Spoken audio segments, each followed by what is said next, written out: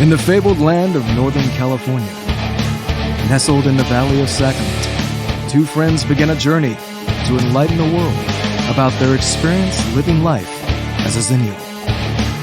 But what is a Xennial, you may ask? If you wish to know, then follow them on their adventures. Welcome to the Xennial Chronicles. This is James. This is Mike. And yes, you are actually hearing me and you're hearing Mike. You're not seeing a video of Mike playing around with his coffee cup or me with really crappy lighting. You are actually hearing us do a podcast because we are finally doing a podcast again. A real one. Finally Mike has figured out the way around the possible problems of the new platform we were using. Instead of taking the recording of the actual platform, which is what we were trying to do to get a better sound quality, he's direct recording from the platform. So he controls the sound quality. He controls whether the recording works properly. Yep. Basically doing the same thing you did before, but in a better program where you can hear me a little bit better, I guess hear him a little better. And it's a way to make it work, isn't it? Yeah, absolutely. And leaves me to leave the capability. I learned not to trust Craig. Yes. Damn it. We fired Craig. Kind of. I mean, he's there kind of as backup, but yeah. If you don't understand what we're talking about, then you haven't been doing enough things on the computer probably at this point. No. Although I've heard that the program that we're using, or the thing that we're using, the platform, whatever it's called, whatever the nomenclature is actually fairly popular in a couple of different communities as a way to communicate, especially since other social media platforms have been having issues.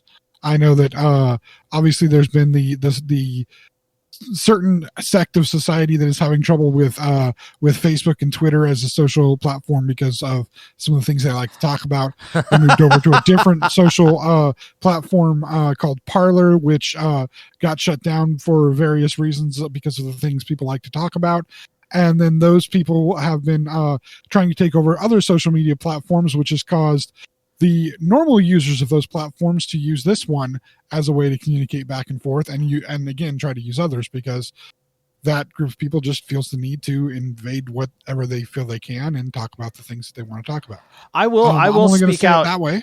Well, I'll speak out in support of the platform that we're talking about. I have a very extremely small presence here, but I will tell you that the inclusivity that my wife and I have to share with other people here, with us, we do our gaming stuff with a lot of people here. The environment is so positive and it's so nice. And you have the capability of starting chats and moderate and being able to self-mod or get moderators and all that. It's very similar to IRC chat. It works very similarly. But it's such a positive place to be. That's good. It feels so positive, the places that you go. And you can go and talk about whatever the hell you want to talk about. But the difference is that you don't have to scream something into the abyss and then hope somebody reacts. You're going somewhere to talk about a specific thing, and so you know the environment you're going into. It's kind of the way chat rooms work, you know? That's good. Very supportive. Yeah, I was speaking to another friend over the weekend that is part of a very specific kind of group of people. I don't want to necessarily say too much to out the group or to give any information about the person, but he's part that, it's a very specific group of people that this friend's a part of. And they have one specific platform that they use. 90% of the people on this platform are part of this group. And this platform has been kind of invaded recently by the former Parler users as their platform of choice, and they're kind of edging this other group off. And it's a group that has been around for a long time. It's a group that has been much maligned in society and in popular culture. In fact, every time they've been represented on any kind of TV show or movie, like many things, they take the fringe groups of this, the fringe pieces of this large social group, and play up to all the various stereotypes of the fringes, as opposed to understanding that these are just real normal people that just have their own groups that they want to be a part of, their own things that they identify with. Right. And every group has their fringe people. I mean, rock music has Nickelback fans, the fringe people, the ones you don't want to talk about and understand. That 90s rock music have the Creed fans. Interestingly, they ended up becoming the Nickelback fans. But those are the groups you don't want to talk about. Those don't represent me. They really don't. No. So yeah, this is it's funny how all these changes have happened, especially since we've last been able to have the podcast on. How many things have just changed and look different. I will say it is nice to be able to look at Twitter now and not have some of the craziness that was on Twitter. Dear Lord, Twitter feels like a paradise now. And it's also been nice to see kind of some things being a little more sane, and then the funny thing about that is the things that are more sane just point out the crazy things even more. Yeah, but yeah, it's been a while. This is only the second podcast we've been able to have for this year. Yes, we're still smack dab in the middle of a pandemic, although shots are getting out to people. People are doing fairly well with the shots. I love it when you have those few people, those fringe people that want to point out, yeah, but people have died from getting the vaccinations. Well, people die from any vaccinations because each individual body does react differently. But if you really look at the numbers and see that like 3 or 4 people may have died, but like millions of people have actually gotten the vaccinations already, those are really, really small numbers and way smaller in comparison to the people that have been sick and died from the disease itself. Well, okay. Speaking of that, I have not seen any information that confirms that people have died at all from the vaccinations. I've heard of stories that link people that have died after taking them, but one of them, there was one actually out in the county I live in Placer County, and the guy was in his 60s, but he was living in a home, and he had already gotten the actual virus, and then was distributed the vaccine after he had gotten a bout of the virus. So that could have had an adverse effect as a result. That's very possible. He also had a multitude of health issues. So, the comorbidities involved could also be involved with that. But still, yeah. Point being, the vaccinations are looking to be safe. People are getting them exactly, and we have at least some light at the end of the tunnel. It looks like maybe sometime in 2021, we might start to be able to get things somewhat back to normal. I mean, there's a might and a somewhat in there because I don't want to make any predictions on any of that. Right. But, it looks like there's at least something looking good for that. Yeah. I can say in my experience, the schools have been able to do a little bit better with their online program now that they have a little more experience with it. Yeah. Now that they're understanding some of it more, you're seeing, at least I'm seeing an uptick in the program. They're finding out things that don't work, finding out things that do, and keeping the things that do going and building on them. So that's good. But overall, it's been a crazy couple of weeks, and it's been a little difficult not to be able to talk about it because I know we've had one of the things we like to talk about often is celebrities that have sadly left us, and there's been a few that we haven't been able to talk about. I wanted to bring a few of those up today. Yeah. Some that are I don't know, interesting. Some that are like, okay, I kind of expected that to happen. But just there's a few in there that we missed. The biggest one, I would say, the one that's probably been the most influential to me would be Cloris Leitchman. Brilliant actress, probably most famously known by anybody listening to this. They probably know her most from Young Frankenstein. Amazing role in that. A lot of her role, of course, improvised because she was a great improv actor. But also remembered for a lot of roles that she did even late into her life. She was brought on to play, grandmothers and strange aunts. She was on a TV show, Raising Hope, for the 5-6 seasons that it was on. She was the grandmother in that show. Fantastic, really weird offbeat comedy. One of my favorite shows. Yeah.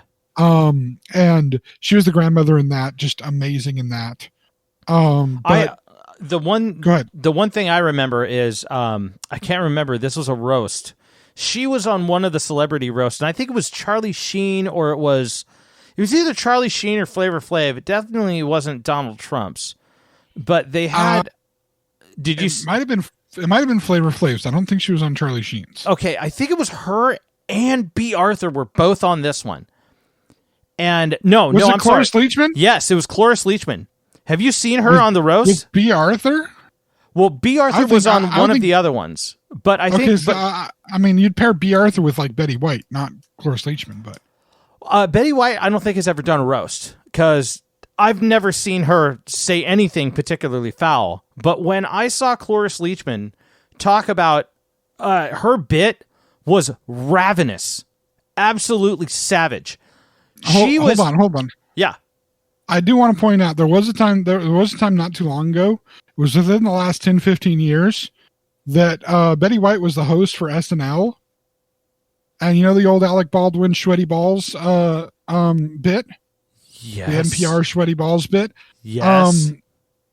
Betty White did a bit that was some kind of muffins that she was talking about on an NPR thing, and talking about how dry and stale her muffin was. My God. Yes, it was just about her muffin. Okay, that's it. I'm finding that just to see if I could. That's brilliant. That was so yes, there's been some dirty jokes coming out of that's Betty fantastic. White's mouth. Because I guarantee you she knew exactly what she was talking about when she was doing that bit. Oh my God. I guarantee you. Okay, so Cloris Leitchman, going back to Cloris Leitchman, here's the catch of this was just so nuts. She said something that alluded to the fact that in order to break into show business, she's had to do donkey shows. She had to do donkey shows in Mexico before she got discovered to make a buck. And she's like talking about all these other, look at these young people now. My YouTube video has over 400 hits. And from her mouth, fuck a donkey and then talk to me, was the last thing that I remember hearing her say. And no matter what I see her in now, that phrase from her mouth shows up in my head just because it's such a drastic, drastic departure from her comedy. Brilliant. Oh, absolutely brilliant. Well, I mean, now keep in mind she did work with Mel Brooks, and he can get a little blue sometimes with his comedy. So that's and she was absolutely fantastic. She was in Young Frankenstein, wasn't she? Yes. Yes. Yeah, she's Frau Blucher. Yes. Yeah. Yes, that's right. Wonderful. The Ovaltine line, by the way, that was a ad lib by her. So she was in that. She's also in History of the World Part 1. She's the I don't know how familiar you are with Tale of Two Cities, the novel Tale of Two Cities. I am not. I never read it actually in high school. I read it in high school. I absolutely hated it, and I learned that I do not like Charles Dickens as a writer when I read that book. It took him like 5-6 pages to describe a cart of wine being overturned, and was supposed to represent like the blood that was going to be spilled and the revolution that was coming. And I get the imagery and whatnot, but like 5-6 pages just for that, dude, you like yourself way too damn much. But Madame Defarge is a major character in that. She's part of kind of the resistance movement. I don't want to get into the whole thing other than she's knitting names into a blanket type thing. Anyway, in History of the World Part 1, when they go to France, you know, the whole "it's good to be the king" part. Yes. And then the piss boy taking the king's place, yada yada. Yeah. If you don't know what I'm talking about, watch the damn movie. Maybe that was the inspiration for the idea of Jewish space lasers starting wildfires. Oh my God! How is that Jews a thing? Anyway, my God, that was in space. But anyway, she plays. How is that a thing? That still doesn't make any sense. We're not going there. Okay. I went there as far as I want to go. I went as far as I want to go, and that's it. Anyway, she plays the kind of the parody of the Madame Defarge character during the French Revolution. Oh, and that's so great. she's talking with an exaggerated accent and chewing scenery all over the place. And then she also she's also had bit parts and different things, and just an amazing comedic actress that did just some wonderful work. Always funny. Was apparently always a pleasure to work with. And she was like 93 years old when she died. So when I saw the news, I was like, that's sad, but like she's 93. Right. So I'm not really surprised. To be expected. Kind of surprised she was still alive, but sad. And then not long after that, actress Cicely Tyson died. And funny enough, this just kind of shows some of the I don't know, some of the still societal things that we're working through. I saw information about Cloris Leitchman everywhere, and she is an icon in comedy for women. But like, didn't see as many news outlets talking about Cicely Tyson's death. I found out about it because, interestingly enough, on Facebook I follow LeVar Burton because, nice. I mean, Reading Rainbow. And, because he's LeVar fucking Burton. Kind of Star Trek, but not really. Because I'm not that kind of geek. But yeah, he's LeVar Burton. He's a good guy. And of course, Cicely Tyson played his mom in Roots. That's right. But, she did. An amazing black actress, did tons of work. Sadly, I can say I'm not familiar enough, other than her work in Roots. I'm not familiar enough with her filmography, and that's on me. I have some of the same bias, I guess, as the media did. So I'm willing and free to admit to that. And something I'm going to look into, because I remember Roots, and I remember her from Roots, and she was fantastic in that. I think Roots actually, if I remember right, I thought Roots was required when I was in high school. No, I didn't. I didn't watch it in high school. I don't think I went to a high school that would have had it shown. Oh, I was. My parents had me watch it when it used to come on TV because cool. they wanted me to. They wanted me to have knowledge and understanding of history. And that's good, man. To have as much culture as they understood how to bring into my life at that point in time. That's awesome. I was definitely raised in a household that that kind of knowledge was important to have, and to understand the places where history isn't necessarily told all the way sometimes, and where people did things that were wrong and not to do them again. So that's awesome. And then there was one other person that had passed away that it was just yesterday, wasn't it? Oh, right. Yes. For all of the people that are of our generational group, one of the biggest TV shows that we watched was Saved by the Bell. And yes. The one of the probably the most polarizing cast member from that show would have been Dustin Diamond. Yes. Now, back in the day when he was playing the part of Screech, for those of us who felt that we were more of the geek and nerd population, he was kind of our hero. We all wanted to be Zach Morris, but many of us realized we weren't. We were Screech. The problem is, sadly, that in his real life, especially after the time on Saved by the Bell, Dustin Diamond wasn't necessarily the best specimen of humanity. Now, that's not to try to cast any kind of bad feelings upon his passing. He was found to have actually, it was less than a month ago, it was found that he had stage 4 cancer. Yeah. And his decline was apparently quite rapid, which is it's always a sad thing to have happen. I've been in that situation with family members of my own, and it's I heard terrible about it. to have to go through that. This morning, I actually, if I may interrupt, I heard about this morning. It was stage 4 lung cancer, and he had never smoked a day in his life. Like, he was a non-smoker. Which is, I mean, that's the Christopher Reeve's wife died of lung cancer, and Dana Reeves, she had never smoked a day in her life either, and was found to have lung cancer. Whoa. And so it's one of those things that's just, cancer is one of those things that's so hard to understand. Medical science doesn't even fully understand why it happens the way it does. Some of them they have understanding of, some of them they can see genetic markers for, but others it's weird and random how those things happen.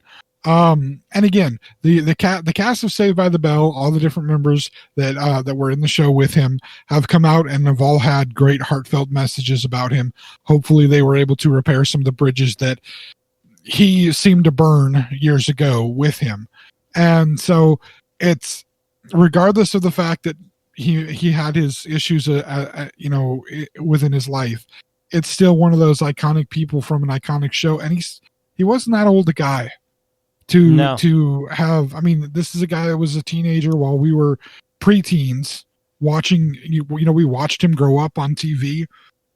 We watched this show as again, one of our things that was kind of a cool and fun show to watch, at least for a little while. Mm-hmm. And later, the nostalgic effect of it is such that they've made a new show where the cast members from the original, many of them, have come back into the show. Mark Paul Gosselaar is there, Elizabeth Berkley is there, Mario Lopez is there. They're in the show as various characters. So it has that nostalgia feel. It has that lasting quality. Sadly, I don't think Dustin Diamond was invited to be a part of the new show, but again, he seemed to have mended some things with the cast members. They all had nice things to say. So another person that we've kind of lost already in this year. So it's crazy times. Crazy times. Yeah, it's moved kind of fast already. We're only in February. That's just crazy to think. We are. And again, that brings me also to a couple other things. There are a few other things to discuss that we were going to discuss over the 3 weeks. We had plans to discuss. One of them is what we'll be discussing after the break. It's the big movie that hit right at Christmas time in theaters and on HBO Max at the same time. Oh, so it's been long enough now that I can definitely talk about it. Yeah. But I've been wanting to talk about it since then. I was giving it a little bit of time so people had the chance to attempt to watch it if they wanted to, if they didn't read Rotten Tomatoes. And decide to actually go ahead and watch this. In fact, I saw something recently about it that I think summed it up perfectly. So after the break, we're going to talk about that. And that's, of course, the Wonder Woman 84. Okay.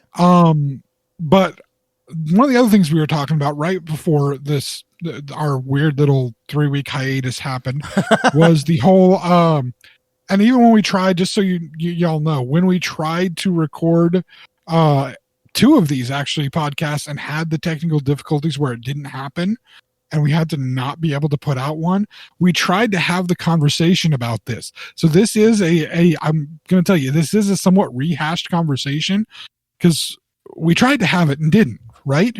Right, exactly.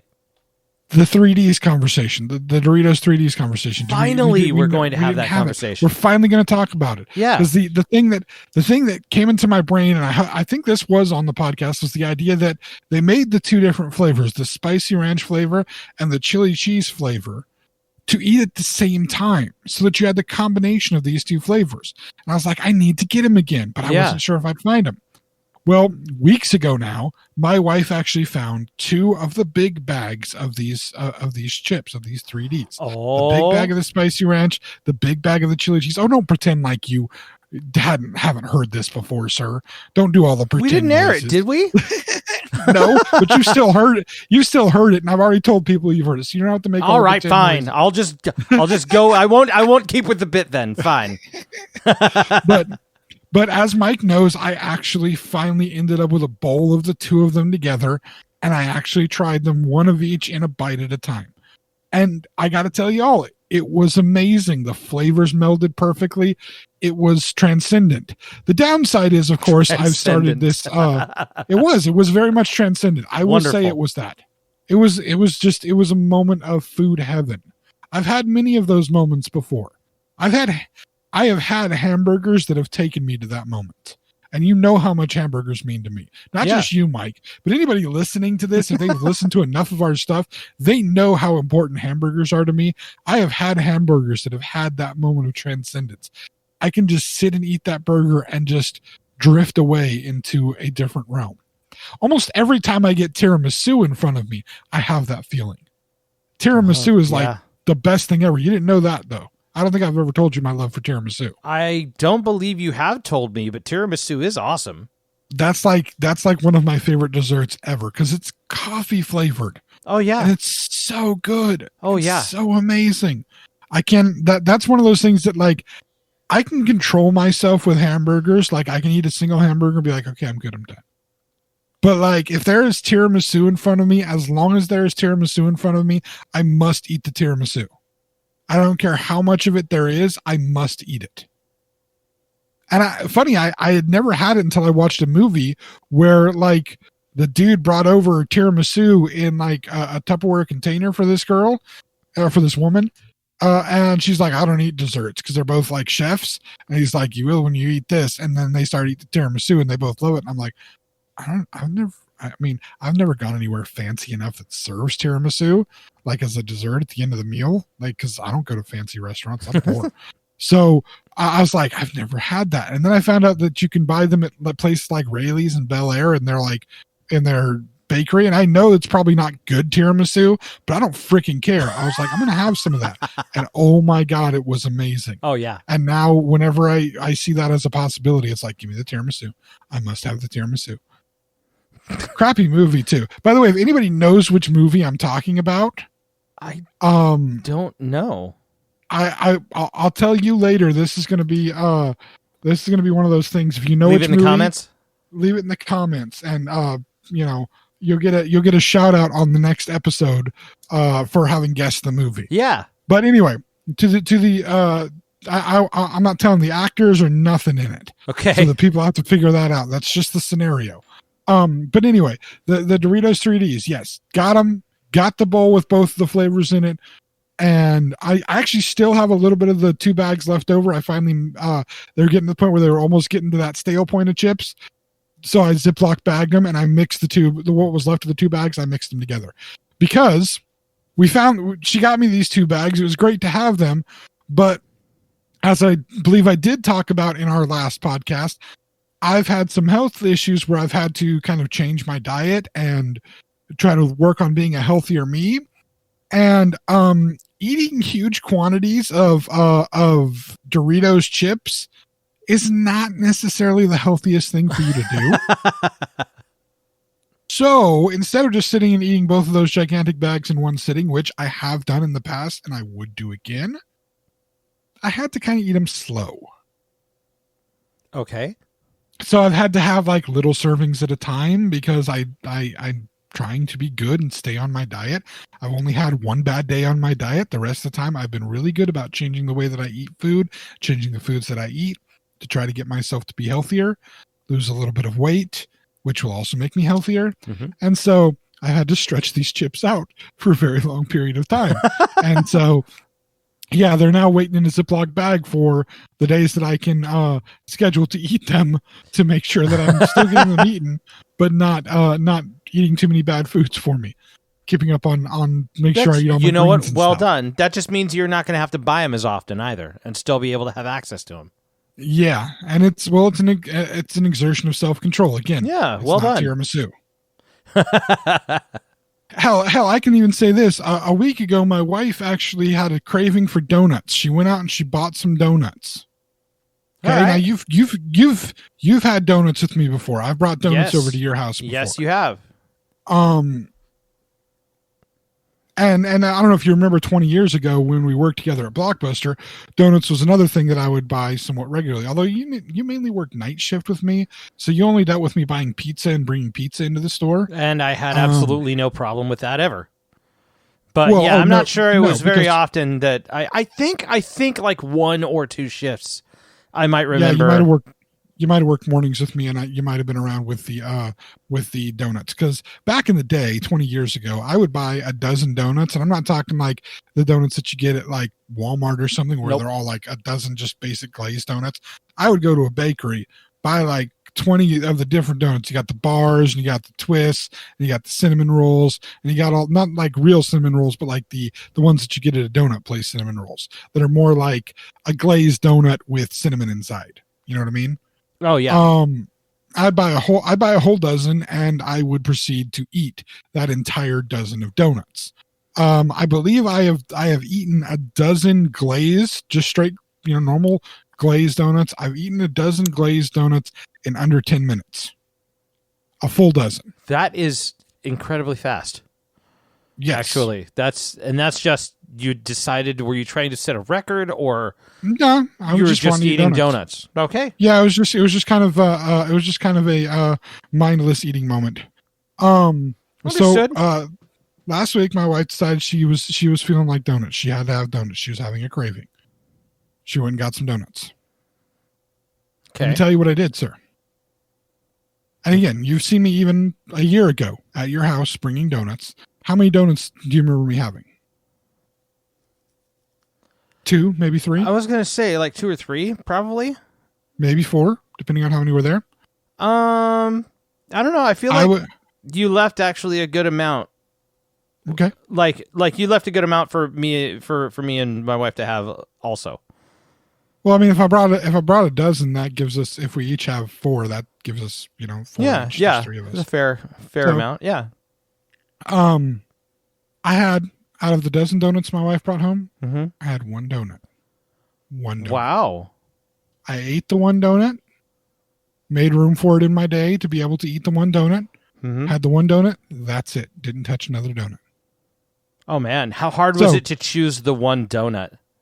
Oh, it was simple, man. She got one of those.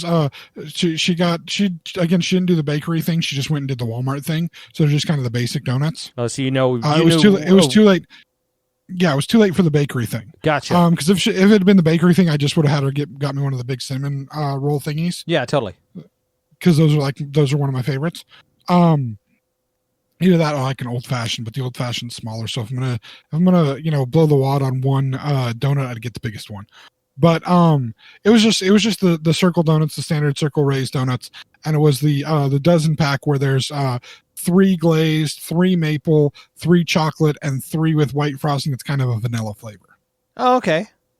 And I had a maple because Right. given that choice, my favorite flavor is the maple of them. Right. Like you kind of had your default flavor to go with Yeah. that package. Well done, sir. Well I mean, done. I would technically speaking, I would eat every single one of the ones in there because I'll eat a chocolate donut, I'll eat a glazed donut, I'll eat the vanilla donut. I don't have a problem with any of them. Just of those 4 flavors, the maple is my favorite. So Yeah. I said to myself, I'm gonna eat 1 donut. I had the maple donut. I wasn't, and when my wife was kind of staring at me, she's like, "You're just gonna have the 1 donut?" And I'm like, "Yeah," because I'm not the one who had the donut craving, so I can have the 1 donut. If I had the donut craving, I would probably have eaten 3 or 4. But I'm not the one who had the craving. You did. So enjoy your donuts because you had the craving for it.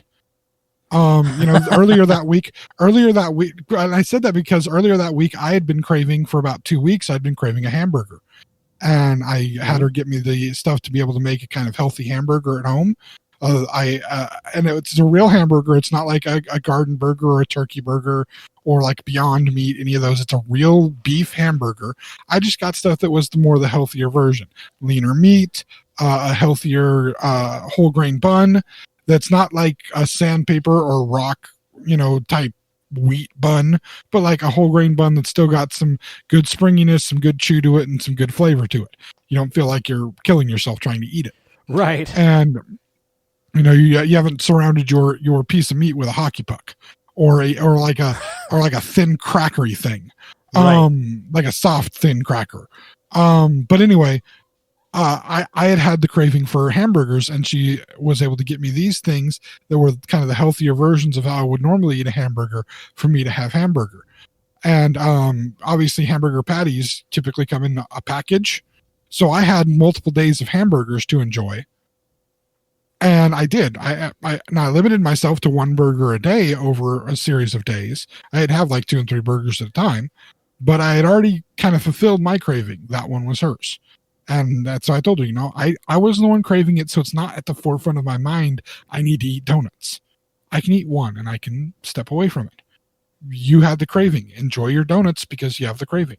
Have that moment of craving, and then make sure that, you don't let it be every day you have the same craving and you have more things than you should, Yeah. It's a healthy way to, even when you're doing a life change of trying to have a better diet, eating healthier, you still have those moments where you have those cravings.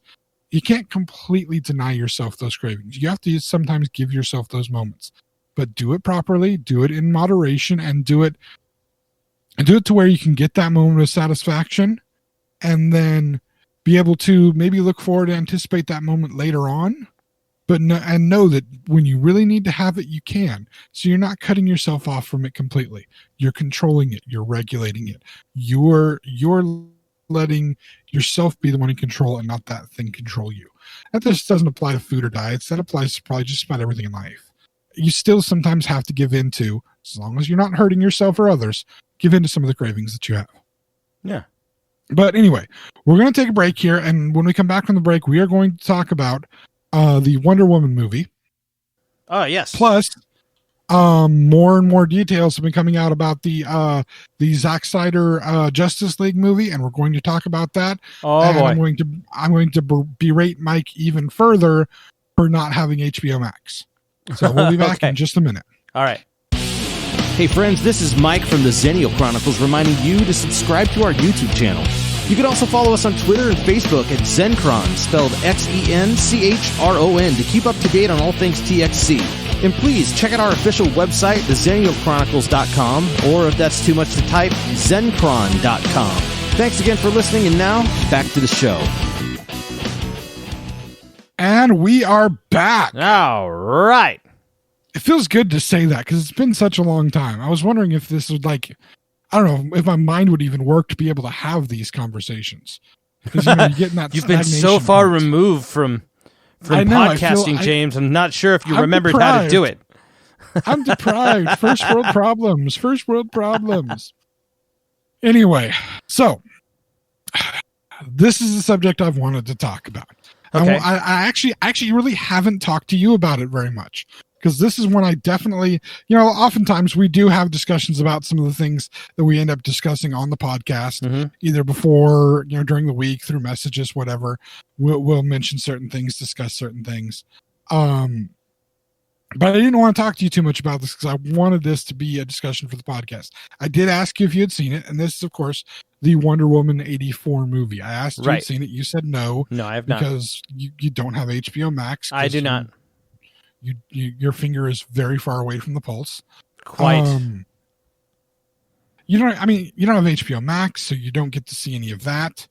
You don't have Disney Plus, so you don't get to see The Mandalorian. I mean, The Mandalorian. You have a lot of here's the only reason why I haven't invested in this is half the reason why I never invested in cable.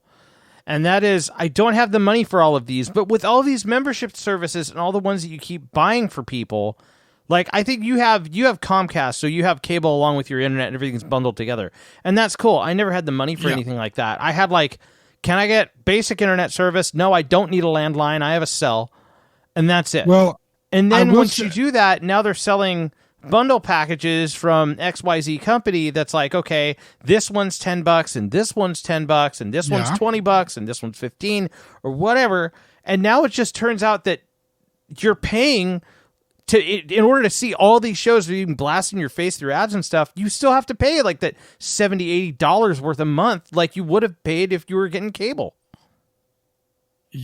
Yeah, but it's worth it.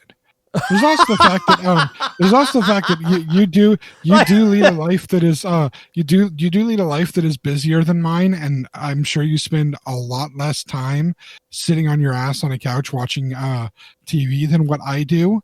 And I will admit to that, which is probably why my level of sedentary lifestyle is, in comparison to yours, that is one of the reasons why I am 100 and some odd pounds heavier than you, because sitting on your ass a lot and eating a whole bunch of food has a tendency to put a bunch of weight on you. If I was probably doing I would say half of the running around and doing crap that you do, I might not be this size. I still might be. I don't know. Genetics plays a part in it too. But anyway, point being, understood. You make fair points. Every one of those points was fair. Plus, I mean, there is the fact that I literally signed up for. I bought after 6-7 years of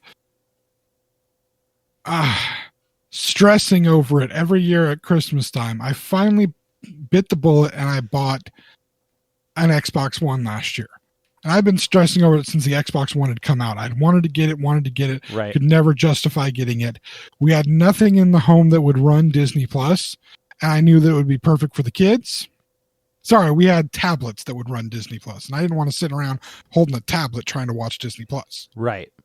I knew it would benefit the kids. I knew that it would benefit me because it had all the Star Wars stuff and all the Marvel stuff, which, by the way, recently I did a watch through of all of the Marvel movies, the MCU movies, in timeline order. Oh, they have that there as a playlist?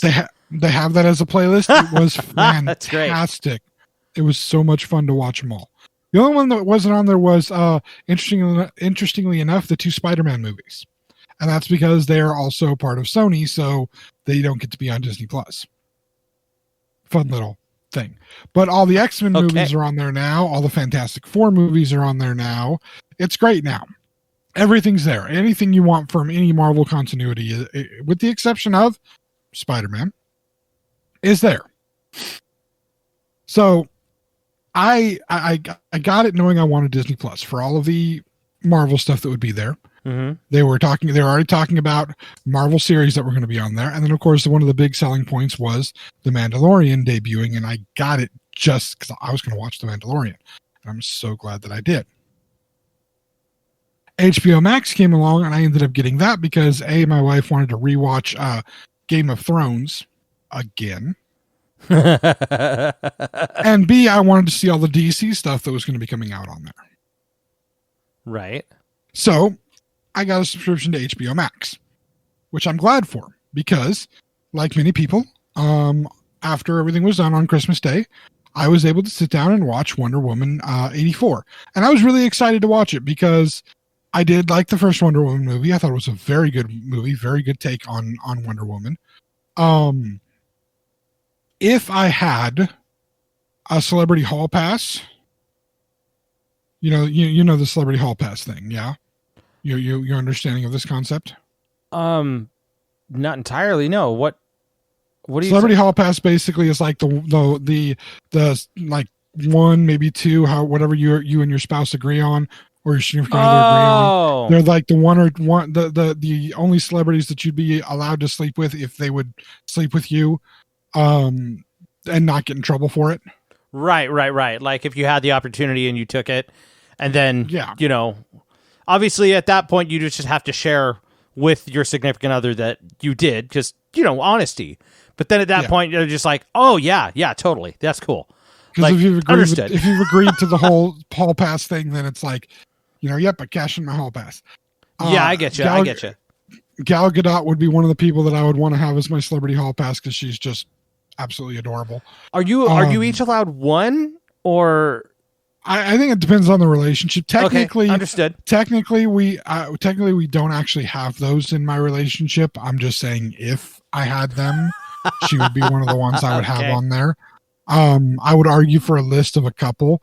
It's not. I'm not saying we haven't. The discussions have not happened. I'm just saying no celebrity hall passes in that fashion technically exist. Right, but it's also understanding. It's also knowing and understanding that your significant other has tastes, right, and preferences in the yes. Yes, my wife and I have been married for all these years, and we do still have attraction to each other and whatnot. But that doesn't mean that there aren't other people that we are attracted to. Right, exactly. You can be attracted to the person, but you don't do anything about it. You don't pursue anything because you are happy with the relationship that you're in, and still have love and attraction for the person that you're with. Of course. But yeah, anything that Gal Gadot is in, Gal Gadot is in, I will watch. Is that how you pronounce her name? She's Gadot? amazing. It's Gadot. Yeah, she's Israeli. She's not French. I did not know that. Yeah, she's from Israel. She was actually in the military years ago. She was in the Israeli military. Yes. Wow. So she does know Krav Maga. That's dope. Yes. Holy shit. And then after being in the military, she went into modeling for a short period of time. She tried to get into acting, and it wasn't really working, so she was going to give it up, and then she got the part of Wonder Woman. You mean when she was trying to break in was when she was in Fast and the Furious? Yes, Fast and the Furious was some of her early roles. Wow. And that's all that she got was kind of those that she just wasn't digging smaller on it. part in those. Yeah. That makes sense. She wasn't breaking big like she wanted to. Right. I get it. Wow. And then Wonder Woman launched her off. And it's a good movie, a good period piece, a good superhero origin movie, just a good movie, and in many ways, kind of the bright shining light in the DC film universe, which has always been kind of plagued with trouble.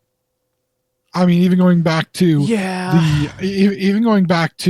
the first original Superman movies, first Superman was great. Second one was like, okay, this could have been great, but there's some things wrong. Well, when you find out about all the production things that went on, you understand why there's some things wrong. Right. And then the third one's like, what the fuck just happened? And the fourth one's like, Jesus fucking Christ, why? They will never make comic book movies again. So Wonder Woman was kind of almost in many ways the first Superman, even though Man of Steel had been out and Batman vs Superman had been out. Which, by the way, we've gone on record saying this before, but Man of Steel is a movie I love. I love watching that movie. I think it's an interesting take on the Superman mythos, interesting take on General Zod. And his introduction into the Earth, and then the fact that that Superman's real dad is somebody who played Robin Hood, and Superman's adopted dad is somebody who played Robin Hood. That's kind of neat to me. Oh shit! I never thought about that. You're right. That's great. And Kevin Costner does fantastic in that movie with the little bit of a part that he had. He is so amazing in that film. Yeah. No, he is my favorite. He is my favorite Pa Kent. Period. Oh yeah. End of story. He is the best Pa Kent ever. That's probably the best Ma and Pa Kent couple. In any of the movies, comic books, wherever. Yeah, I mean, even when the Duke boy tried to do it in Smallville, he wasn't bad, but he was not. He just didn't have. You could see Kevin Costner being a Midwest farmer. Yeah, right. And he just embodied that feeling entirely believable. And I do like how they kind of give that. They gave Kevin Costner's part like a bit of a. I think this was in subsequent films too. Like they give him a more of an Uncle Ben type thing to Tobey Maguire's Spider-Man type of a deal. But it's done so well. Like you get where it shows that he's the moral center that he provides the moral center that Superman finds and has. Yes. He's that morality for him. Yes. And so and this is Russell Crowe's role is also pretty well done. As Jor-El, in that he sends his son away to find that morality, and then Kevin Costner gives it to him. Yeah. Again, there's so many things about the movie I like. Michael Shannon, who is a weird actor in many of the things that he does, he plays some of the strangest parts. When I heard he was going to be Zod, I was like, what the hell is happening here? Okay. And then he nails it. He's amazing. Yeah. It's, I think, fairly well cast, fairly well put together. I enjoyed the movie. You get to Batman versus Superman. I only like, by the way, the extended cut of that because there's the extra things that are added in are necessary to keep the story going. Yes, very much so. I love the take on the older Batman where he's become more violent and more kind of a little crazy, more desperate about things. I love the idea that he's concerned about what kind of a threat that Superman poses. And then the introduction of Wonder Woman into that movie is just amazing. She, comic book people, we all know who Diana Prince is, but then when she steps onto to the field of battle against Doomsday with him, and the music cuts in with her, and she's just like, "Yeah, I'm the badass," and they like, "Is she with you? I thought she was with you." Yeah. And then they follow her into battle. It's like, Hodang, you have Superman, who is an alien demigod. Yeah. And Batman, who's just a normal dude, and he's like, all right, I guess I'm going in with these guys. And then Diana, Wonder Woman, who is a freaking demigod. Right. And it's like, okay. And I love the fact that Batman stays out of the battle as much as he possibly can with Doomsday, because he's like, screw all this noise. Well, These he two are knows. He's like, fuck all that. superpowered Yeah. beings. It's like, I'm going to do this, and then, oh, fuck, get out of here. I'm running, swing across the rope, get the hell out of here. Oh, crap. Because, yeah, he's like, and there's that moment even with her introduction where his bat wing is down. He's getting the I-beams are going to be coming out of him. He's like covering himself like, oh, damn, I'm dead. And then she blocks it, and he's like, oh, I'm not dead. All right. Thank you. I'm good with you now. And so it had some fun in it. The only thing I did not like about the movie, which is one of most people's biggest criticisms about the movie, was Lex Luthor. Yeah. I did not like Jesse Eisenberg as Lex Luthor. I wish that they had made him say Lex Luthor 2 from the comics, which was a clone of the real Lex Luthor. Lex Luthor died from kryptonite poisoning because he wore a kryptonite ring to keep Superman at bay. He dies from the kryptonite poisoning, but he has his brain basically downloaded into a clone of himself, who, by the way, doesn't have the male pattern baldness that Lex Luthor had. He's of a course, it'd be a redhead modified perfect clone. He's a redhead Australian clone of Lex Luthor that is in perfect peak physical health. Yeah. And he's actually the Lex Luthor that is around during the original Death of Superman arc in the comic books, when Doomsday actually killed Superman, and then there was afterwards the Cyborg Superman, Steel, the Superboy, and then the Red Visored Superman, who ended up being the Eradicator. Yeah. And I not only saw the comic books for these, I actually had and still have the novelization of the comic books for these. So see, the novelization is one that I I should get. I only got, back when it first came out, I have, well, maybe, God, do I still have it? I've got to find, I have one shoebox full of comic books. And do you have the Black Label Death? No, I do not have Death of Superman. I do have the introduction of the Cyborg, but I do not have Death of Superman. Cyborg is okay. I've seen the black cover, Death of Superman, and I've read through one. I just don't own one. I read through it. I remember I read through it when it was a new issue. It was a issue that was brought in by a friend of mine when I was in 5th grade, I think. Yeah, and I remember that was devastatingly huge when it happened. It was that shit made the news, man. Yeah. Like, it made the local news when Superman died. It was crazy. I have the novelization of that. I also have the Nightfall arc novelization for Batman.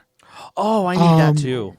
When Bane is first introduced and is a totally different character than he's ever been portrayed in anything else, in that he's hyper intelligent and has a Spanish accent, and it's totally different than anything he's ever been. He does not have some weird gypsy accent. He does not walk around bomb. No. He's actually a very hyper intelligent character. I was going to say the closest to the comic book Bane that I have found that actually does what he's talking about, where he's not playing games for somebody else, is the animated one. He is the one, and I mean, aside from he would be the only one. I believe Hector Elizondo is the voice of Bane in the animated, but I could be wrong on that. Hector Elizondo, he was in a bunch of oh God, I can't think of the guy's name now. Gary Marshall movies. He's always in Gary Marshall movies. Gary Marshall made like some contract agreement that every time he did a movie, he had to have a part for Hector Elizondo in it. Elizondo didn't find out till years later. I think till Gary Marshall passed away or something. But anyway, yeah, he's in. If you've ever seen like he's in Pretty Woman. He's in all the Princess Diaries movies. Basically anything that Gary Marshall directed, Hector Elizondo has some kind of a part. Okay. But anyway, apparently wait a minute. What? Well, okay, so wow. So the voice of Bane has been multiple people. Okay. And they're all awesome. Listen to this. Henry Silva was him in the new Batman Adventures from 1997, that's when Bane showed up. It was called the New Batman Adventures at the time. Yeah. Mm-hmm. Batman Mystery of the Batwoman, that was Hector Elizondo. So you're right. So that was the one that was Hector Elizondo. Get this, funny. though. My son actually has that DVD. That's probably where I know it from. Get this though. In Young Justice, he's voiced by Danny Trejo. Nice. And in Justice League Doom, 2012, which came in 2012, that was Carlos Alazraqui. Okay. And then Steve Bloom is the most current voice of Bane. Okay. Yeah. But okay, I have to see Bane voiced by Danny Trejo. That would be fantastic. I want to see that too. But anyway, like I said, if this had been back to Batman versus Superman, if that version of Lex Luthor had been Lex Luthor 2, the clone of the original Lex Luthor, I would have been cool with that, with Eisenberg's performance. It wasn't though, and it's kind of the weak point in the whole thing. I can understand, like, there was something I liked about him initially because he is such a departure, that he seems fun. I'm curious if that gets brought home in the new Justice League movie somehow, because that is part of the question that will be coming up later with this. Okay, because that's going to be the continuation of the conversation here. But again, I like that movie. I like the Batman versus Superman movie. Again, then you had Wonder Woman, fun movie. The Suicide Squad movie, okay, whatever. But I'm not even going to go into the. Well, there's some setup, but it was absolutely botched. And I also want to say I've said it before. I liked Ben Affleck's version of the old Angry Batman. I like it. Now, you get into the Justice League movie. That was basically Jossified, and we've talked about the fact that this should have been a dark story, and it was turned light. Light works in Marvel; it does not work with the way that DC was headed. Zack Snyder was on a dark path, with these movies, and I think it was a good thing because it set itself aside from what Marvel was doing. Even Wonder Woman, while it had its light and happy moments, it was still very dark. So then you get Wonder Woman 84 and all the hype around it, how great it's going to be. You're watching some of the trailers and it's like, this is kind of neat. We're getting Cheetah. Okay, that's a character that is, that's an old school character from Wonder Woman. Let's bring that in. That's kind of nice to have. You're getting, what's his name? The Max Lord. You're getting Max Lord, which is like, I've seen Max Lord in a couple other things used. That's a great character to bring in. He was in the Supergirl TV series, played by Peter Facinelli in the Supergirl TV series, which is, not a bad person to play Max Lord. Right. And holy crap, who do they have playing Max Lord? They have the freaking Mandalorian playing Max Lord. Whoa. Oh, I didn't know that. That's great. Which, like, I've seen him only do a couple things. Interestingly enough, he is in Game of Thrones. He has a part where he gets quite brutalized in Game of Thrones. I feel really bad for him. So you're not familiar with it, but basically he gets his head crushed by a guy that's called the Mountain. His name is the Mountain. I've seen this character. I've seen the character the Mountain, but that's crazy. Yeah, like they're basically in a trial by combat, right? And Pedro Pascal, who plays the role and who's the Mandalorian, Max Lord, other things. He's playing the role of Oberon, and he's fighting. He's the champion for Tyrion Lannister, played by I can't even think of his name now. Peter Dinklage? Yes, Dinklage. Yeah. He's Dinklage's champion. The Mountain is Cersei Lannister's champion. And the Mountain at this point has also been turned into some kind of weird zombified creature. You'd have to have seen the whole thing to understand. Okay. Anyway, Oberon's winning. He's beating him, but then he, instead of getting the final blow in, he's continues taunting the Mountain because the Mountain had years ago killed his sister and crushed his nephew. He crushed his nephew into oblivion because his nephew was just a baby. Just basically destroyed the baby's body. Oh, that's terrible. And then proceeded to rape his sister multiple times and then kill her. Good God. Dude, Game of Thrones is a freaking dark show. It was hard for me to watch it with how dark it is. It's a screwed up thing. There's almost no redeemable human being in the entire show. There's like one redeemable person. One. Everybody else is just two. There are two redeemable people in the entire freaking show. Two decent people. No? Yeah, two. Because even Brienne does some questionable shit. Okay. Like Samwell Tarly and Jon Snow are like the only redeemable decent people. Everybody else needs to freaking die. They are all god awful, terrible, horrible people. Backstabbing, lying, raping, murdering, fucking terrible people. Okay. Watching it, I'm just like, I can't root for any of you because you're all awful. I would be glad to see any of you people die. Except for Jon Snow, who actually does die once in the series. Yes. And then only once. He comes back though. And then Samwell, who doesn't die, who's actually a really nice character throughout the entire thing. He's always like, this is all terrible around me. Why is it all so terrible? Because he's an actual decent human being. Right. He's looking at everything like, we are all of you people are fucked. So there is the one God straight damn man it. character in the entire series that's just like, what the fuck the whole time? Samwell is basically that person the whole time. I didn't know Like, they actually he's- had a character like that.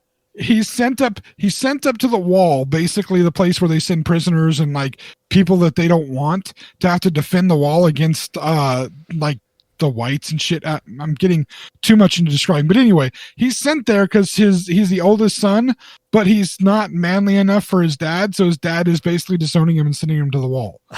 And so he's supposed to be up there to like protect the wall against like wildlings and whites and all these things, and he doesn't want to fight. He doesn't know how to fight, doesn't care about fighting, but has to be there. And he's like, why do I have to be here? I don't want to do any of this.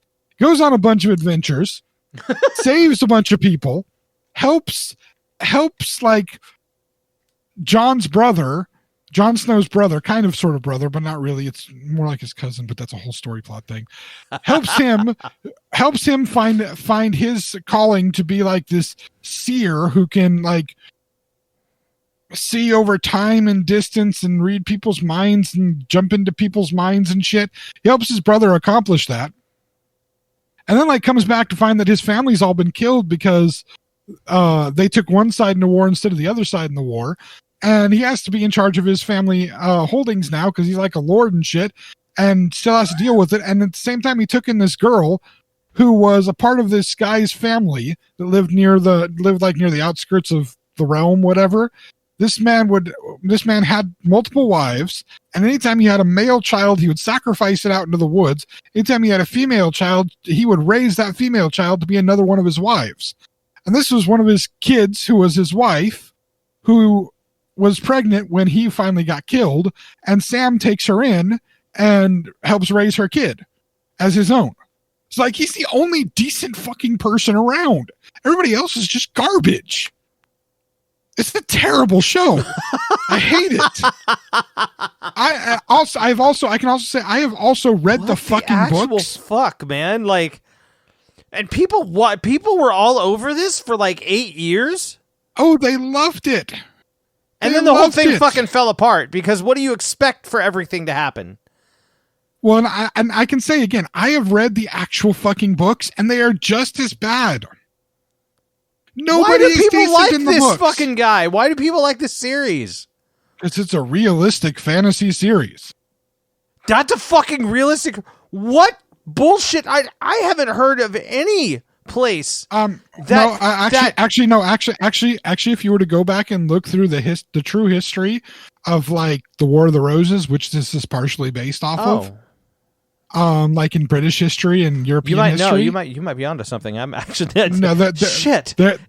Life that back then was literally just as bad as this. Life back then was their babies were the woman's babies. Like if there was a conquering army conquering the other family, they would take their babies and cast them onto the ground and break their skulls open, rape the women, and then kill them. This was what would regularly happen. So just like fucked up war eugenics, basically.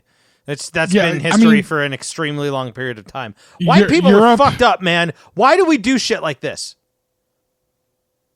That's a whole different topic. But anyway, back to the original point. I was talking Pedro Pascal. Pedro Pascal and now Wonder Woman, right? Wait, where were we going with this? Pedro Pascal, who was in Game of Thrones, he's had a charmed career because he was in Game of Thrones. Okay. Then he's the Mandalorian. Right. And he's in Wonder Woman 84, right? He's in Wonder Woman 84. He was also in the second Kingsman movie, which is another one of those movies, both Kingsman movies you need to watch. For the first movie, you need to watch the Freebird scene in the church. Yes. And you've shown me the Freebird scene in the church. You need to watch the Word Up scene. Like Cameo? Well, okay, Cameo did it, and then Korn did a pretty decent cover of it. Korn did a wonderful version of it. I mean, this is actually a country version of the song. Oh, fuck off!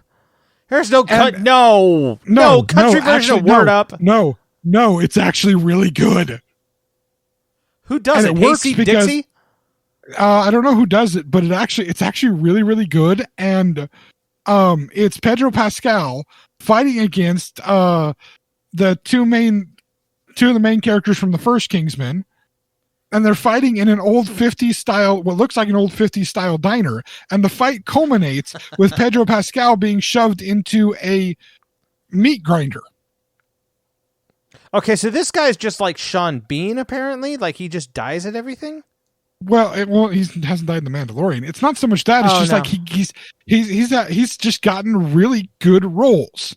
And so he gets to be in Wonder Woman 84 as Max Lord, which is a major comic book figure. And he's just a billionaire industrialist that causes a lot of crap, gets superpowers at different points in time, causes more crap, basically almost like a Lex Luthor type. Okay. And fair. The premise of this movie is Max Lord is basically a failed businessman during this time period. Okay. Wonder Woman's just been hanging around throughout, Europe and the United States. At this point, she's in the United States, working at a museum. Ha, very funny. She's cleaning things, and it's like, duh, she knows what these things are because she might have been there. Right. Kristen Wiig is introduced as kind of a goofy, clumsy character, and we know this because she walks in and trips in her high heels and spills papers all over the floor. Of course. Trope after trope. I was going to say, they gave her the Catwoman part. Oh. Yeah. Yeah. And so the whole premise of this is Max Lord is looking for a stone that grants wishes. Because he wants to be able to wish himself to have a better career. But when it grants you a wish, it takes something from you at the same time. Okay. Because it was invented by some trickster god. Of course it was. Diana wishes for Chris Pine's character to be back from the first movie. Okay. And he comes back. So what does she lose?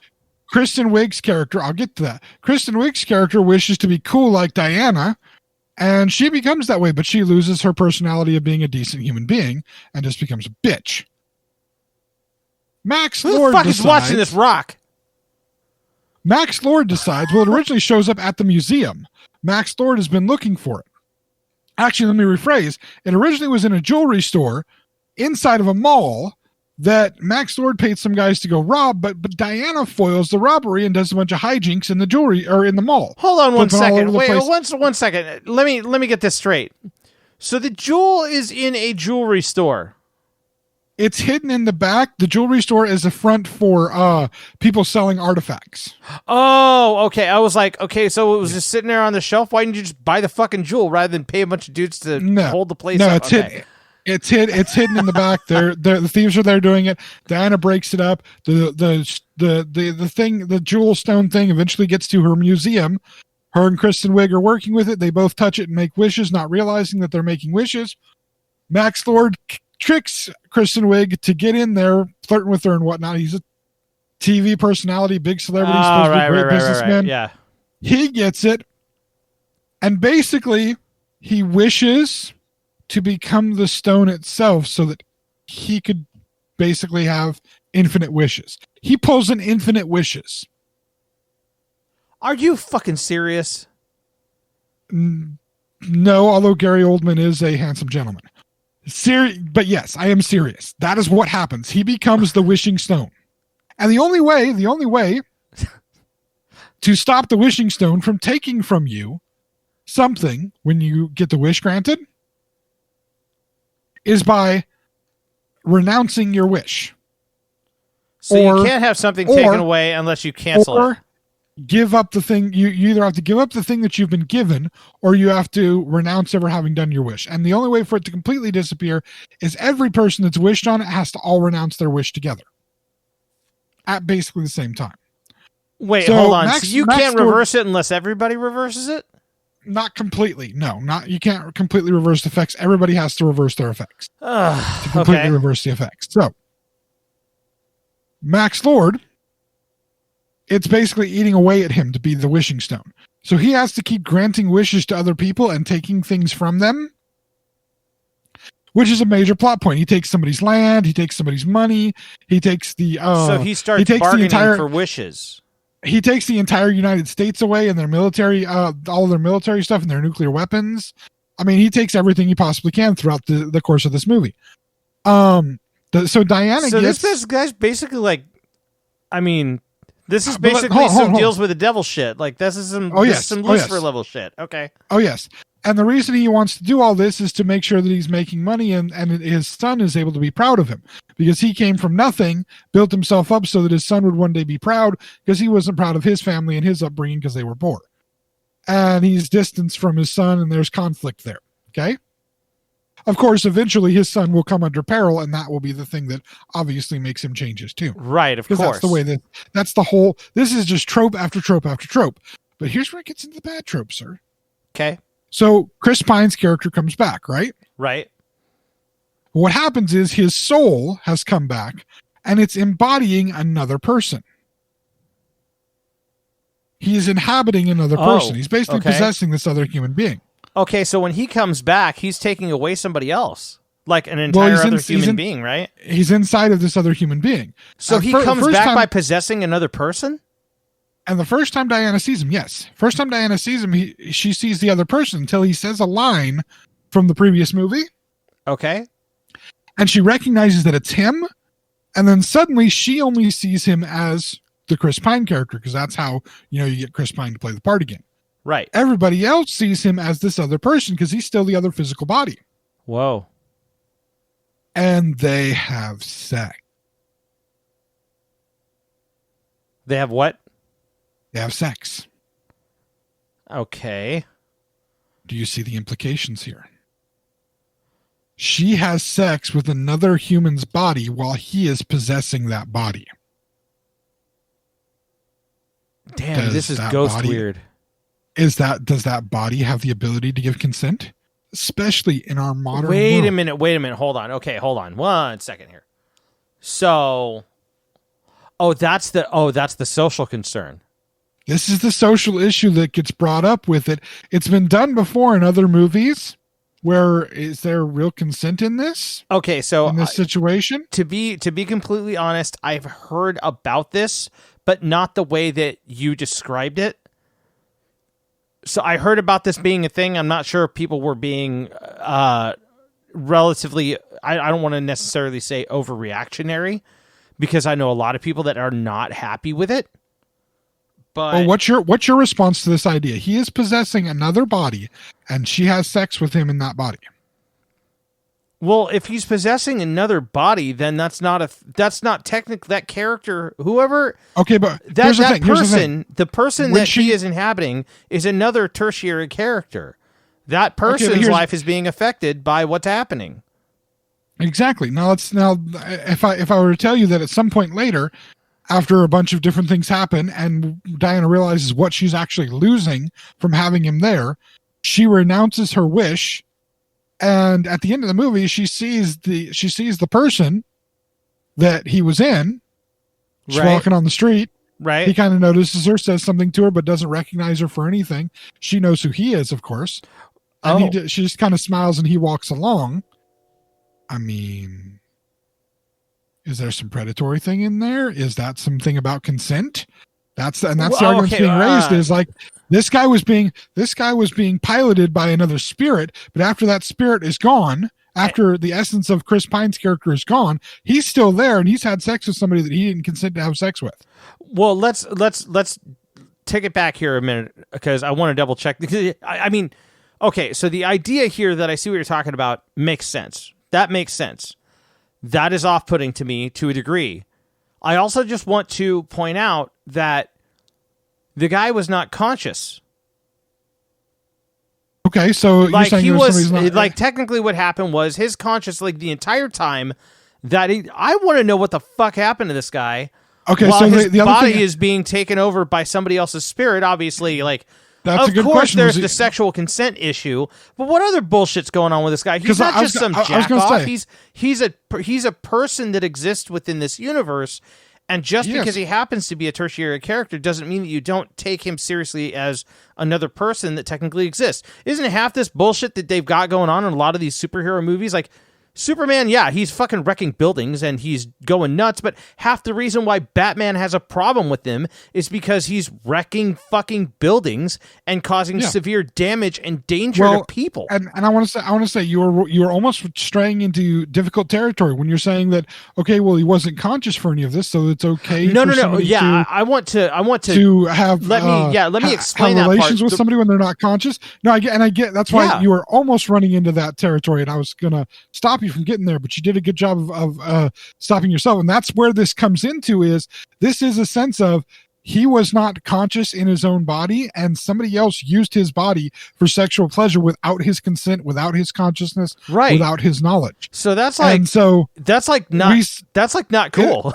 It's supposed to be okay because in Wonder Woman's eyes, it's Chris Pine's character. It's that character. So that's all that she sees. She doesn't see this other person, but basically she kind of used his body to be able to get on with her dead boyfriend. It wasn't just that's her. Some fucked up shit. It wasn't just her that used his body. It was also Chris Pine's dead boyfriend character. too. Yeah. It was a dead We're boyfriend talking too. were two people that used somebody else on purpose for the purpose of he inhabited somebody else's body and didn't just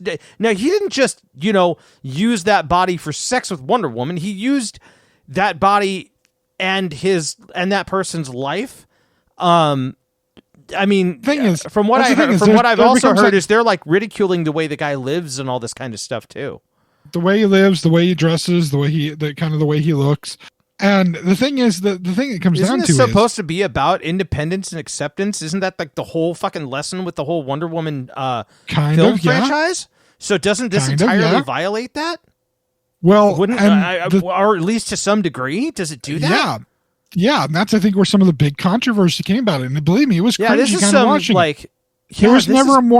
There was never a discussion morally of like, hey, okay, I know it's us being, in this moment. I'm back here in this moment, but like, this is this other dude's body. Should we be doing this with this other dude's body?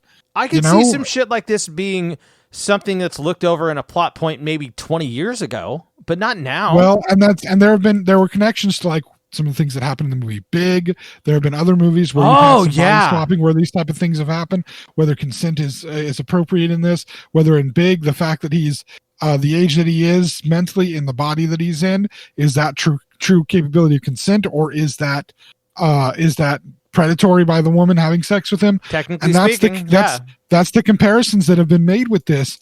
And it's what happens to every teacher that sleeps with a student that's underage? They go to fucking prison.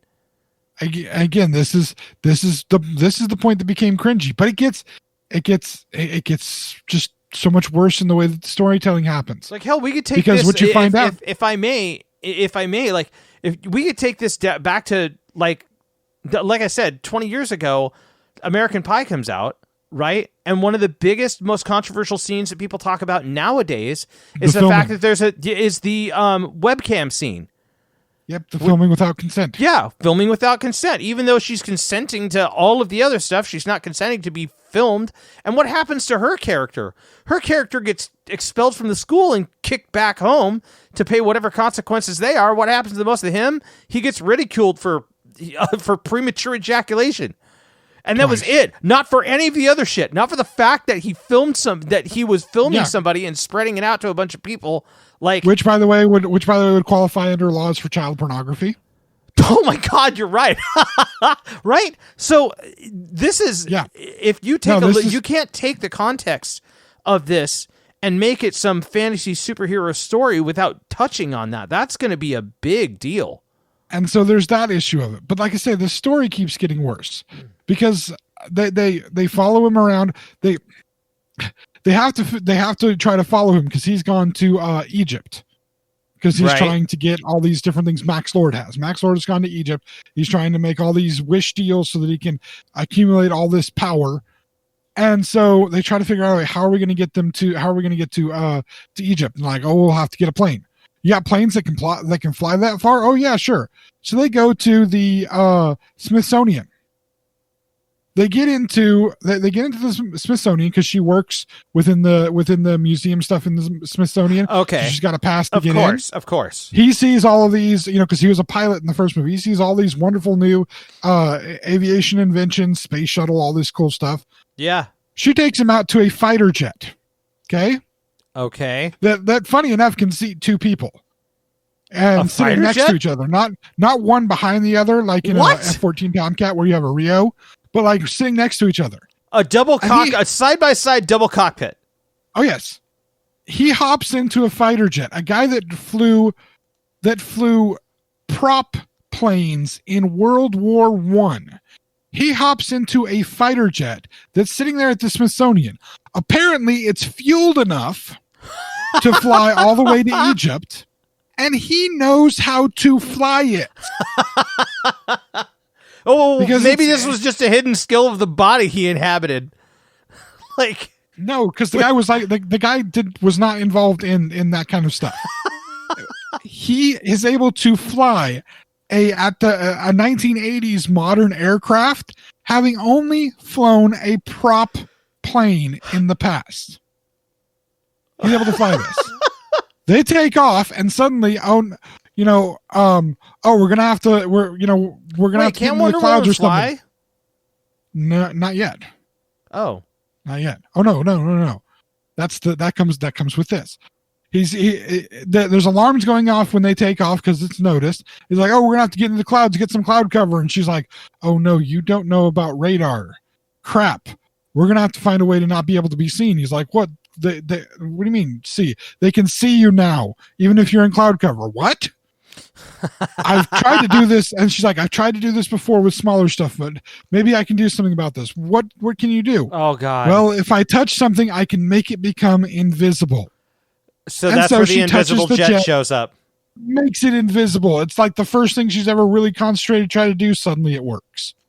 And it's an invisible jet. And they're flying, and it's around the 4th of July, so there's fireworks going off. So they decide to fly right through the fireworks because it would be pretty. Even though that has nothing to do with the trajectory they're going on with their fully fueled plane that was just sitting there. They have a fucking Aladdin Whole New World scene through the fireworks in an invisible jet. It is the fucking whole new world scene through the fireworks in an invisible jet. And this does not sound good to me. I don't want to see this as anymore. They're flying, she's asking him about how he knows how to fly, what his thing is for flying.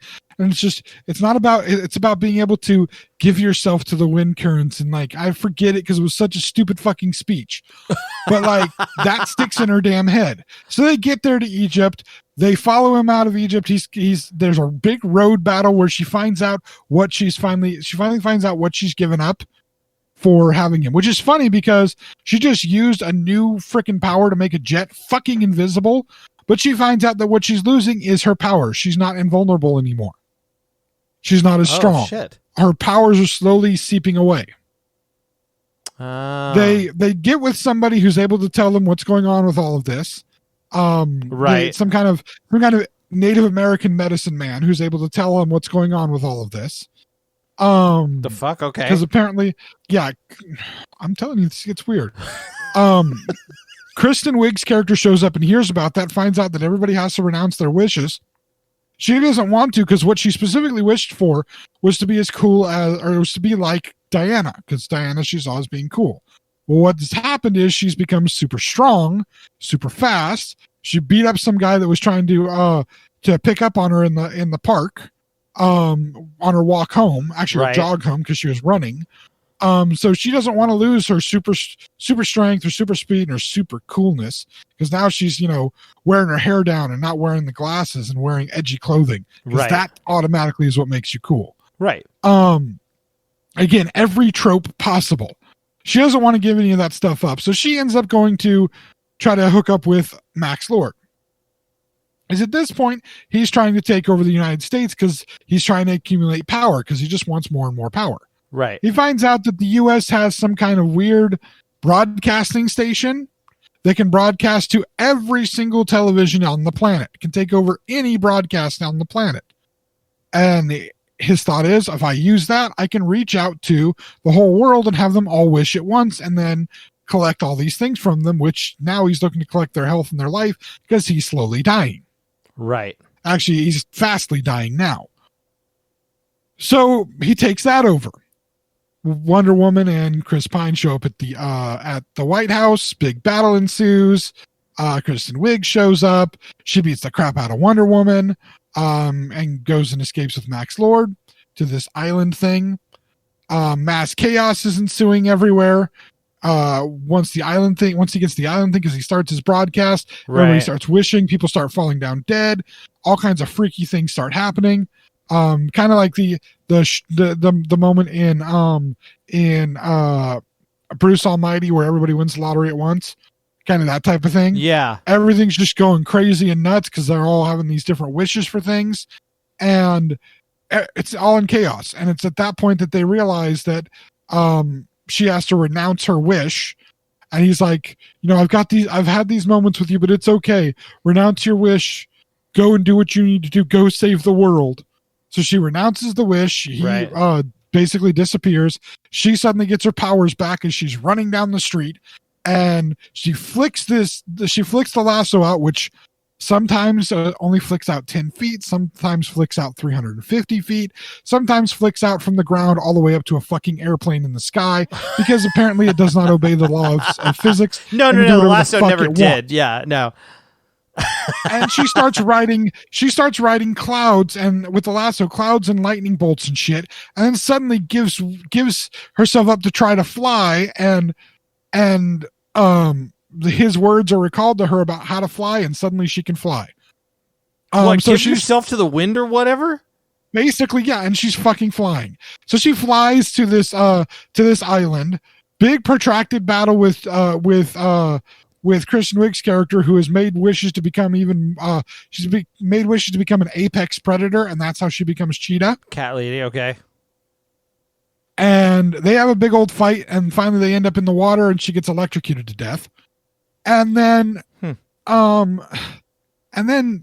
she goes in, and instead of a big battle with Max Lord or anything like that, she ends up getting the lasso around him. She's beaten.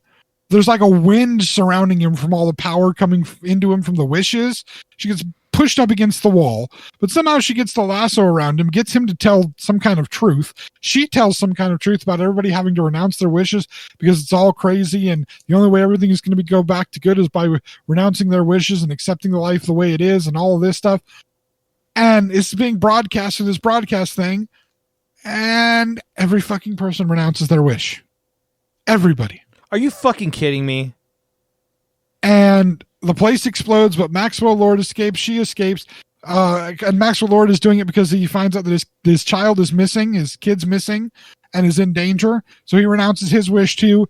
He somehow finds himself on a helicopter being flown to back to the United States. He happens to land within like 300 yards of his kid, starts screaming for his kid, and his kid comes out of the bushes and finds him. No fucking joke. And then it flashes forward to some indeterminate amount of time in the future. not very long, just like a couple of months or whatever. Right. And everything is back to normal. And that's when she sees the dude on the street. That's the movie.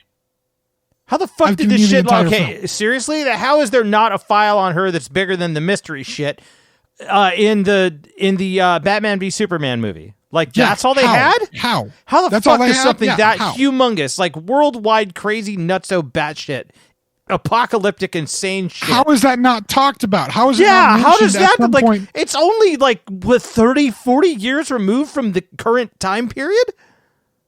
Yeah, it's like it's completely forgotten. What the hell? Yeah. What is that? God awful movie. And I watched it, and we finished. Zach, up. you better fucking fix this shit somehow. Wow. I looked over at my wife, and I'm like, that was one of the worst things we've ever seen. She goes, yeah, it was completely awful. I said, we never have to watch this movie again, right? She goes, yeah, I don't ever want to watch this movie again. Wow. This is somebody who actually will watch episodes 1, 2, and 3 with me. Not 3 all the time, but at least 1 and 2 she will watch with me. Yeah. Occasionally 3. She will watch those when I do a Star Wars watch through, and she's like, nope, never watching this movie again. And I am in agreement with her. One of the worst superhero movies I have ever seen.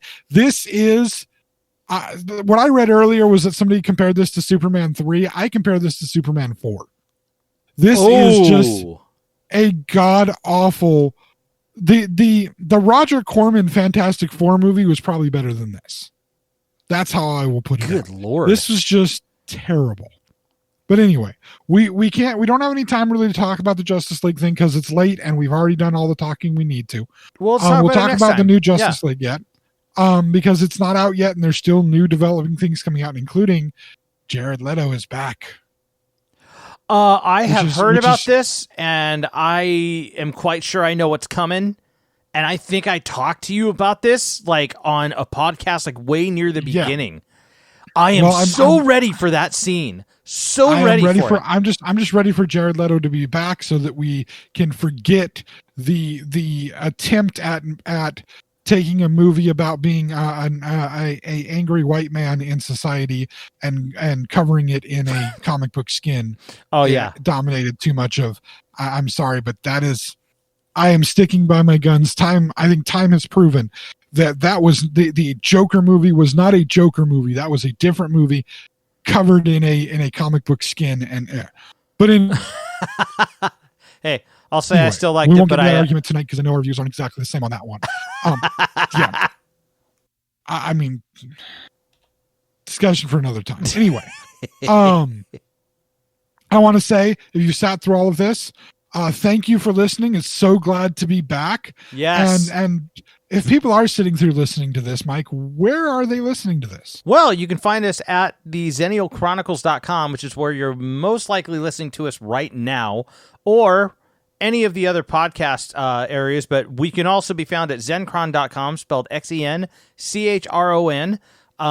We are also, by the way, I just want to add, people, please do use the XennialChronicles.com, Xenchron.com. Please use that.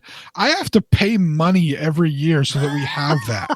So freaking use the damn thing. So, sorry, go on. Yeah, I just paid for it like 2 days ago. Oh, so it's just fresh in my brain. Yeah, well, our tech guy Rob sent me a message like, "Hey, yeah, you got to pay for the website." I'm like, "Okay, sure, no problem." So it's just fresh in my brain. Use the website, but if you don't want to, there are other places. Sorry. Well, it's sourced. Our podcast is sourced to a lot of other outputs. We're on Spotify. We're on TuneIn. We're on. I don't know if we're on Pandora. Maybe we're on Pandora. Search for us on Pandora. I don't think we're cool enough for Pandora. We're not cool enough for Pandora. I know we're on Apple. I know we're on Google.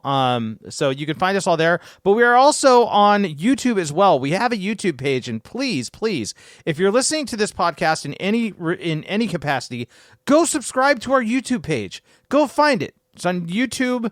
Well, I would say that we don't have. You know what? We want a custom URL. We don't have one. And we need 100 subs. And we know that. Well, we can only hope that we have that we have enough people to help us get to that point. So that would be fantastic if you could go to YouTube, search for the Xennial Chronicles, find our page, and please subscribe to our YouTube page so that we can get that little custom URL, man. That's our next major step that we're looking for. But there's also one other thing to do on that page. James, what would that be? Click the bell. Yes, click the bell if you're watching any of these videos. On the YouTube page as well, because he's come out as videos, and we've got other videos too. When we can't come out with a podcast, we throw a video out there. We let you guys know what's going on. That's the best place to find us. So one of these days we might actually do one podcast where you actually get to watch us do the podcast, do an actual video podcast. That would be absolutely, might just be a one-time thing. Might be more than a one-time thing, but one day it might happen. Yeah. And you don't want to miss it when it does. Exactly. And that way you can go. When it does happen, it'll be on YouTube. It will be on YouTube. It won't be it may be a one-time thing, but that one time you can watch over and over again. Because that and all of our other videos, all of our other podcasts, our entire archive is available on our YouTube page from the top, from the very first one on. So please help us out. Go subscribe to our YouTube page. That would be fantastic. And yeah, I think that was it on my end. Oh yeah. So while you're there on the YouTube thing, Mike has like a couple other channels. I mean, you can check them out if you want to. You don't really have to. I'm supposed to say this because like it makes Mike feel good and shit. No, seriously. That was good though. That was good. I like that. Yeah, Mike does have two other channels that he has working on YouTube right now that are active. He's got his Chronozode Games, which he does with his wife. Yeah. This is I guess the original premise was playing video games in their chronological order. I think now it's just playing video games and watching Mike fail horribly and epically at the video games. No. It's still timeline order. We're still doing timeline order. But am I wrong though? But am I wrong? Oh no, you're watching me fail at video games in their timeline order. Yes. Exactly. Yes. Okay. And then the other page he has is Ruling Note Music, where he talks about basically all things music. You can get some gear advice in that, recording advice, history of music stuff, and just explanations of kind of the geeky things in his music loving nature. Yep, me being a music please check those out. Yeah, please check those out. Please like and subscribe to those too, because any kind of attention we can get, we are attention whores, and we would love to have it. Otherwise, well done. Thank you all for listening, and hopefully we can keep this train rolling, and we'll be back again next week. Y'all have a good one. Thank you for tuning in, friends. The journey continues next week.